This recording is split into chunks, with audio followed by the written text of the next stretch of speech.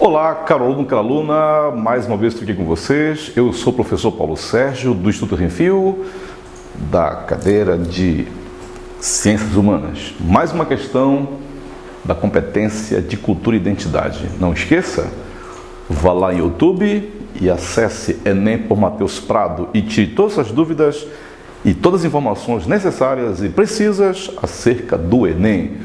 Mas aqui temos mais uma questão que trata sobre a questão do movimento abolicionista. Para você, não é novidade que o nosso país, ao longo dos séculos XVI, XVII, XVIII, XIX, ele foi uma típica colônia de exploração de Portugal. Mas tem que ver que a exploração sobrou para quem? Sobrou para quem trabalhou na terra, para quem era escravo. Logicamente que essa dura realidade ela fez parte da realidade socioeconômica brasileira ao longo desses séculos. Porém, não esqueça que a escravidão estava com seus dias já contados. Demorou um pouco o abolicionismo, mas ele veio.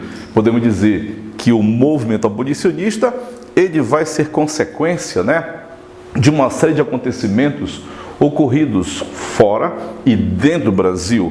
Podemos dizer que tudo isso aconteceu a partir da segunda metade do século XIX. Mas por quê? Primeiro porque a Europa estava vivendo a fase dos movimentos liberais, da consolidação do capitalismo com a segunda Revolução Industrial, e isso tudo começou pela Inglaterra.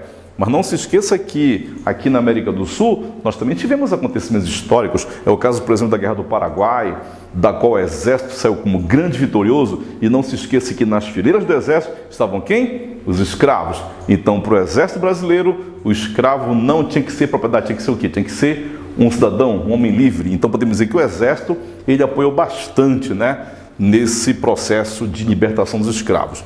Mas temos também que ver que muitos intelectuais que eram filhos de elites, correto?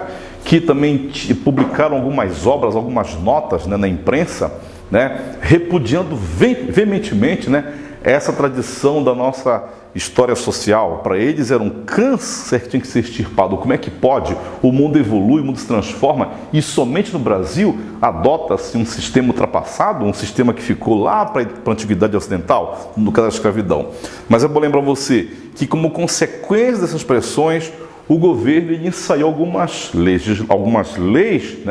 que tiverem esse caráter, leis abolicionistas, porém paliativas, citando-se, por exemplo, a lei do ventre livre, a lei dos sexagenários, e finalmente a Lei Áurea, que foi sancionada já no final do século XIX, 13 de maio de 88 por Princesa Isabel, como consequência dessas pressões internas e externas também.